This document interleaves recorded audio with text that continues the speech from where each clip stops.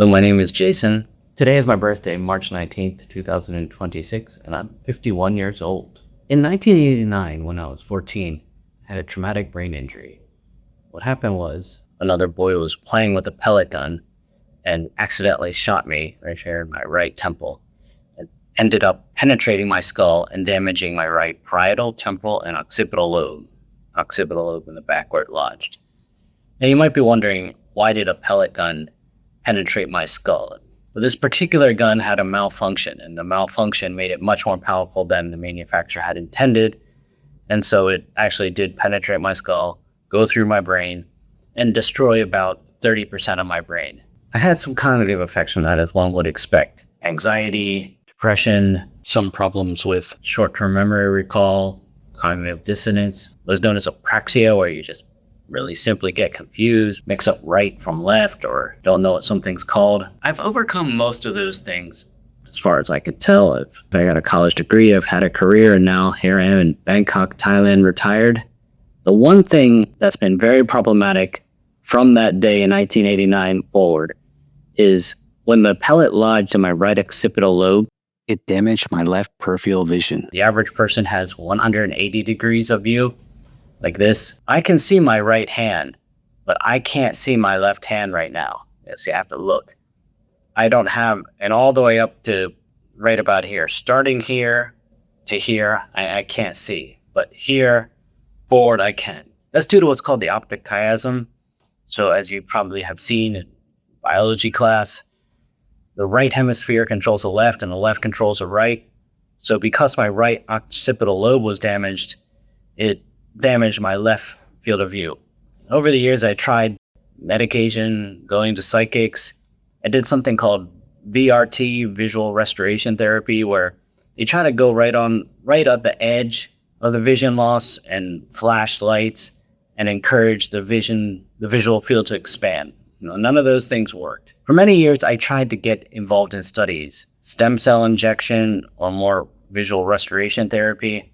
Whatever it was, I would apply. Sometimes the doctors would get back to me and express some interest, but I always was this outlier. It was for strokes or people who were in car accidents. It's just not that common that people get shot in the head. So they really wanted to make this smooth bell curve and not this outlier. And while I'm sympathetic to that, I have this problem and I'm looking for a remedy. I understand the doctor's perspective because they have to have a rigorous control study, and often they are sponsored by drug manufacturers. But at the same time, I feel like they are not practicing the art of medicine and not exhibiting curiosity to push it to new frontiers of people like me. And the one thing about my injury is it is very similar to a stroke. As I said, there's not many people who have bullets penetrating their brain, that type of traumatic brain injury. A detail I forgot to tell you. So the pellet went into my head and it lodged in my occipital lobe. I was rushed to the emergency room and they performed what's called a craniotomy. They peeled back the skin and actually removed this right part of my skull. And even though it was 1989, they were able to put it in a freezer and preserve that skull. For about 3 months, they left that out so that the swelling in my brain could go down. And then at some point, they took that piece of skull out of the freezer, bone flap, put it back in. There was some type of titanium stitching at one point, but I think that's dissolved, and I've been able to have MRIs and go through metal detectors without any problem. But I did have that surgery, and for many years I had this very large scar on my head until I was in my early 20s, and that was problematic in many ways. But a surgeon took pity on me and did a pro bono surgery and fixed that scar, and so you can't really even see it anymore. Shit, the back here, you simply can't see it. Scar is gone. All that really, the last thing bothering me is this vision problem. As I said, I've tried to get into studies and just never really been able to get help. Recently, I heard about these BCI brain-computer interfaces, Neuralink, for example, that Elon's doing, and I really respect that he's doing that because, as I said, a lot of these studies are commercially motivated, but I feel like he's really pushing the frontier for good of mankind. I'm not trying to be a fanboy, but it is something I admire, and that was something I pursued too, but I really couldn't get much of a response because, again, I was in this outlier group. And another thing is I just don't think that would be the right remedy for me. The one interesting thing is where the pellet entered, I am missing a piece of skull right here. So if they did need to insert something into my head, they wouldn't even have to cut a burr hole. They just have to go through the skin and muscle, and they can insert some electrodes. Recently, I had some red light therapy. I was in this kind of booth with this light shining on me to promote healing. I've been skeptical about that. I've seen that used for hair and meditation and other claims of rejuvenation. But I have some hypervascularity on my face. You can maybe see it a little bit. It's still there on my chin and lip. So I did that for 4 sessions. And after only 4 sessions, I noticed it improved significantly. The redness on my face. And I was like, oh, that's interesting. So then I was curious about this red light therapy, and I started researching it. And I was about to go rush and buy a mask and all kinds of wonderful benefits. But then I realized it's a lot more complicated than that. There's different wavelengths and irradiance, how far it can penetrate, how long you should use it. You'd have to be a physicist to really be able to explain this, but it's far more complicated than you might expect. And a lot of these cheap ones are really just have no ability, no therapeutic benefit. So I started researching it and realized it's a lot more complicated than I thought. And again, I started reaching out to researchers who are doing what they call PBM, photobiomodulation, and kind of like biohacking, where they'll put this helmet on and actually try to treat different brain problems.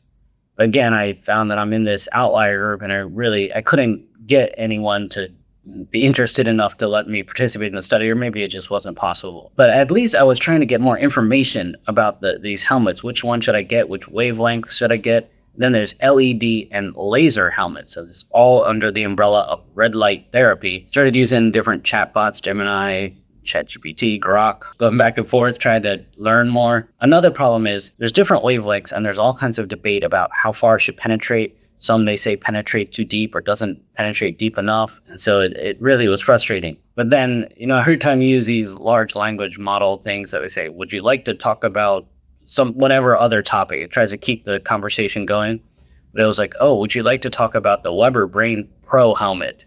I think you'd like it. I was like, okay, fine, let's talk about that. So I saw this recently released WeberBrain Pro helmet that's made in Germany. It's not Weber, the barbecue grills. Person's last name is Weber, and they've been in this business for a long time of medical therapeutic lasers. So this is a laser helmet. Helmets can also you probably see these most commonly for hair restoration, and those almost always have LEDs and has diffuse light, and that's ideal for hair restoration. But I need to penetrate through the skull, through the skin, all the way to the back of my head. Really, only a laser is effective at doing that. And this particular helmet is just released, and I'll put up some photos of that, can actually penetrate at all 3 wavelengths. And I don't have any paper in front of me right now, but there's 3 different wavelengths. So it's just like a kitchen sink approach. It just use all the wavelengths at the same time. It has a lot of different diodes. It's an adjustable helmet. Very cutting edge. I watched a lot of videos on it. So there's a home version and a pro version of this helmet. And for me, it's a very slim chance that this will be able to access my occipital lobe.